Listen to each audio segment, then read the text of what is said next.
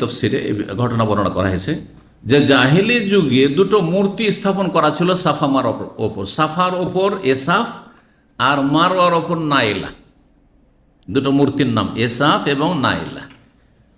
এই এসাফ নাইলা কেউ কেউ বলছে দুটোই দেবী ছিল, দেব। আচ্ছা, জানেন তো যে মূর্তি আবার দেব আর দেবী হয়, মানে পুরুষ লিঙ্গ হয় আর স্ত্রীলিঙ্গ হয়, জানেন তো, তাই না? অধিকাংশগুলো কি হয়? স্ত্রীলিঙ্গ হয়। মানুষ আর পুরুষরা এত নারী পাগল যে পূজা করার ক্ষেত্রে অধিকাংশ নারীরই পূজা করেছে, দেবীরই পূজা করেছে, যুগে যুগে, সব যুগে। তাই না? অধিকাংশ কিন্তু আপনি দেবী পাবেন, দেব কম পাবেন। আচ্ছা, দুটোই মহিলা ছিল। আবার আরেকটি ব্যাখ্যা এই ঘটনা যে না, এসাফ ছিল পুরুষ, আর এটা খুব মানে ইন্টারেস্টিং ঘটনা, মজার ঘটনা।